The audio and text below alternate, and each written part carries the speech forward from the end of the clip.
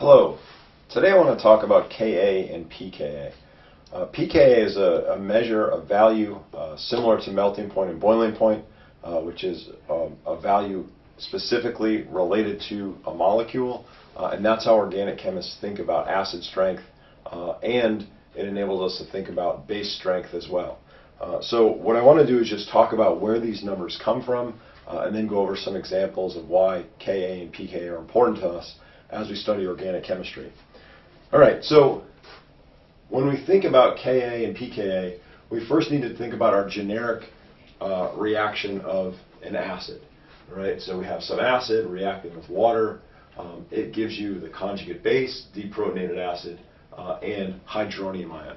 All right, again, this is our generic equation. Again, we have the acid, the base. Now we have the conjugate base and the conjugate acid. All right, and when we studied equilibrium in the past, and I know some of you do this in Chem 111 and Chem 118, and I'm sure some of you do this in high school, the equilibrium expression for this reaction is concentration of products over concentration of reactants. It turns out that water, since it's a pure liquid, doesn't appear in that expression. No pure liquids appear in equilibrium expressions. You only have aqueous ions and gases. And for us, we have three things that are aqueous or in aqueous solution. So we have concentration of hydronium ion times concentration of the conjugate base all over the concentration of the acid. Right? And this is a special equilibrium constant, so instead of KEQ, we call it Ka for the acid dissociation constant. All right? So this is our generic equation. Why does pKa come into play? pKa is simply the opposite log of Ka. It just provides us numbers that are a little easier to handle. Instead of having numbers with huge exponents, we can get out just a number that we're more comfortable working with when we use pKa. All right, so let's think about what this means in relation to strong and weak acids. All right, so if we want to think about a strong acid, we know that strong acids are completely dissociated when they react with water. So if we put a strong acid in water, it's going to completely react so that we get all products. If that happens, the Ka value is going to be very large. And if that Ka value is very large, we're going to end up getting a negative number when we do the pKa value, because we're going to have a huge exponent for Ka. It's going to give us a positive number, and then we take the opposite, so it's going to end up being negative.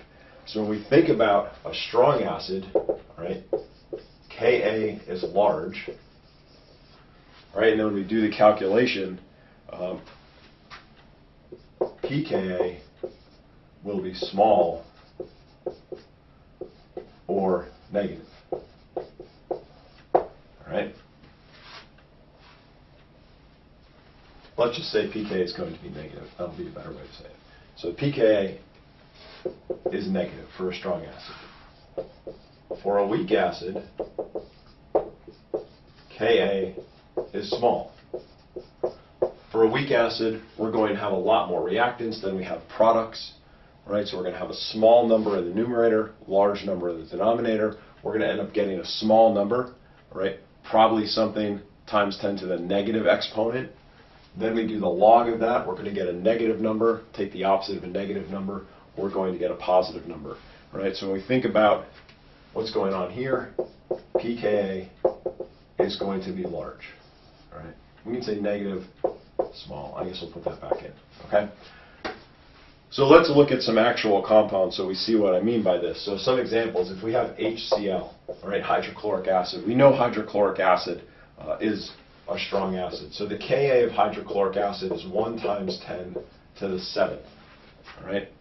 If we take that in the pKa equation, right, the log of 10 to the 7th is going to be 7, right, and then the opposite is going to be negative 7, right? So Ka is that, pKa equals negative 7. Strong acid, small, in this case negative, pKa. If we think about an organic acid, so acetic acid, right, acetic acid has a Ka equal to 1.74 times 10 to the negative 5th. Right, if we try to do this in our head, we would predict negative 5th is the exponent. We take the natural log of that. It's going to be negative 5. negative times a negative 5 is going to be plus 5. If we put the actual number in, we're going to get the complete value instead of the estimate, which is 4.76 is the pKa of acetic acid, right? And you can see that this is an acid. It's not as strong as hydrochloric acid, right? But it's a small value, so that's going to be an acid. We know it is. Its name tells us it's an acid. So when we think about this pKa scale, when we see numbers that are pKa values, we should have the following in our head, right? The number is less than 1, right? That's going to be a strong acid, right? And we memorized strong acids last semester, right? We had nitric, sulfuric, hydrochloric, hydrobromic, hydroiodic, and perchloric, right? All of those are going to have a pKa of less than 1, right? If we have a pKa between 1 and 5, those are moderately strong acids, like acetic acid, right? Between 5 and 15, we'll call those weak acids, right? And then if we get greater than 15, those are very weak acids, right? And we'll see examples of these in a chart in your text, and we'll work with these so you'll become more comfortable. But this is the scale that you should have in your head. And one thing that I want you to remember is that pKa is very different than pH, right? It's pretty easy to confuse these two terms. They are very different, right? pKa is it's a physical property of a molecule, right? Like a boiling point or a melting point, right? It's something that is inherent to that molecule. It does not change, right? pH is a measure of the hydronium ion concentration of a solution, right? And depending on how much hydronium ion is in there, you're going to have a different pH, right? So pH is a measure of a solution. pKa is something that's specific for a given molecule. All right. So what I want to do is just go over a couple of just structural things and do one example problem.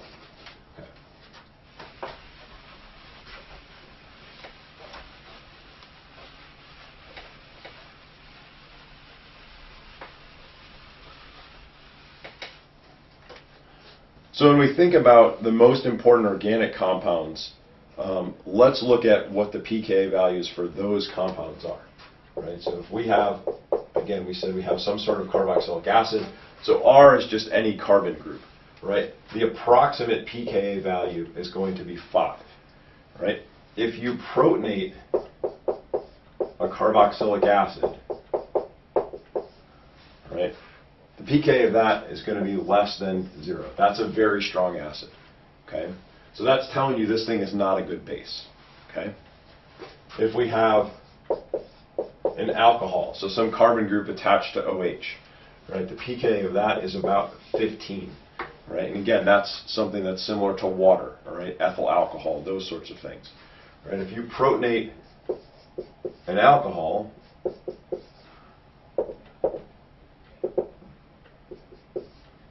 that also is a very strong acid. So it's telling you an alcohol is not a good base. Okay? If you have an amine, an amine is NH2 attached to some carbon group. The pKa value for that is around 40. So it is not a very good acid. Right? Amines are excellent organic bases. Right? So the conjugate acid of that base is this molecule, right, which has a pKa of about 10, right? So that's a weak acid, right? And so that's an important point to recognize here. That's telling you that this is a very good organic base. And we're going to see the use of amines as bases all the time in organic chemistry, right? And again, how do we know that's possible? Because when you protonate this compound, you get a conjugate acid, that's a weak acid. Whereas up here, these conjugate acids are very, very strong acids, telling you these things are not good bases. Right? And the only other compound that I want to put up here is just some generic CH compound. So this is just a methyl group CH3. So generic CH is not at all acidic. The pKa is 50, right? Not at all acidic. Okay. All right. So let's look at a problem that we might do. All right. So I'm going to erase this, and then we'll look at a problem.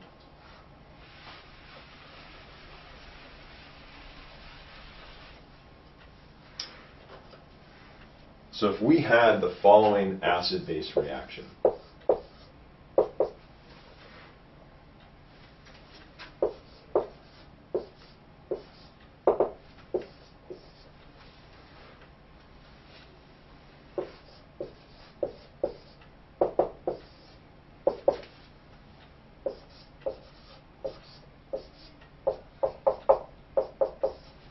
right, so if that's our acid-base reaction, okay, we have acid, base. Again, here's our amine base that we just talked about. Right? Here's the conjugate base and the conjugate acid. Right?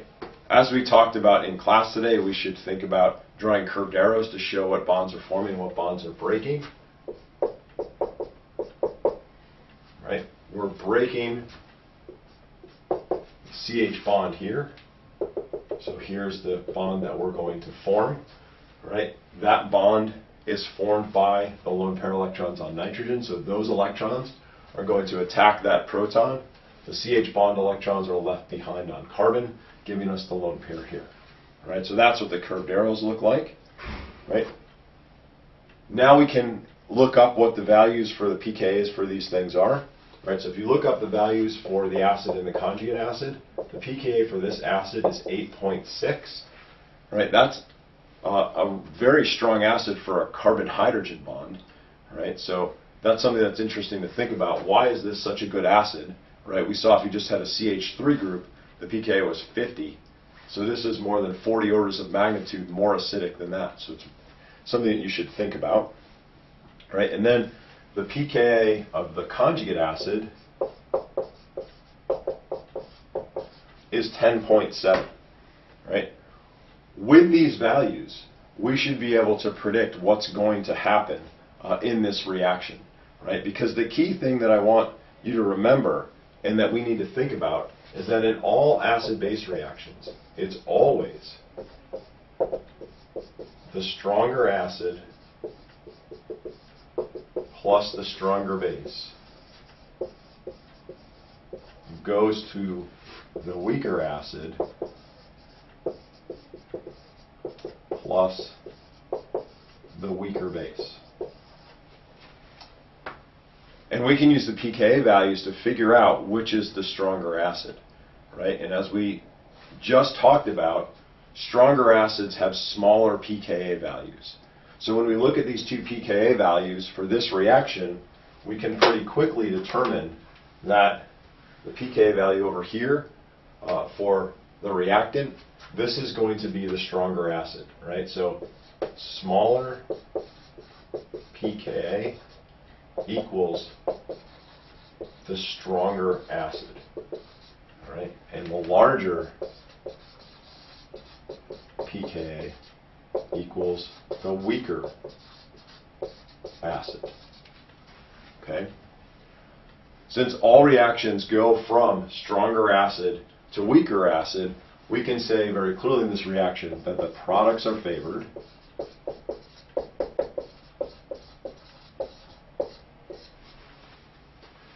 That this compound, right, is the base that gives rise to the conjugate acid. It's paired with the stronger acid. This must be the stronger base.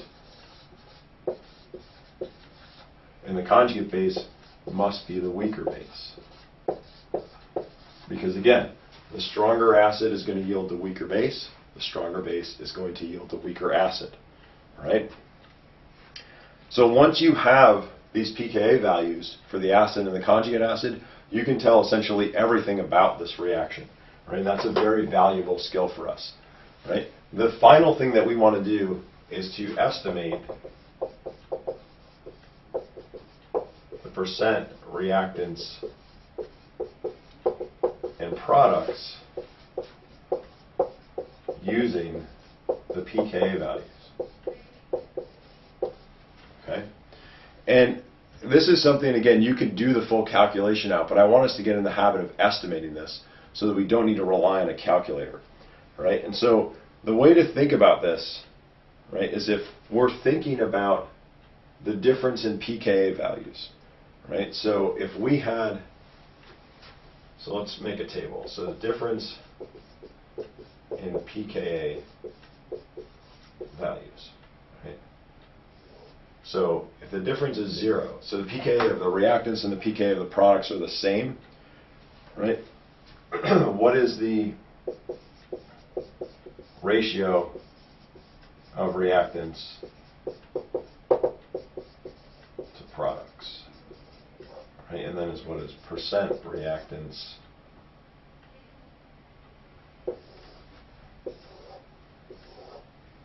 and percent products, right? So if the difference in pKa values is 0, that tells you that the reactants and products are the same strength acids. So the ratio is going to be 1 to 1, right? You're going to have an equilibrium constant equal to 1. When you do the pKa of that equilibrium constant, it's going to end up being 0. It's 1 to 1, so it's 50% reactants, 50% products. Okay?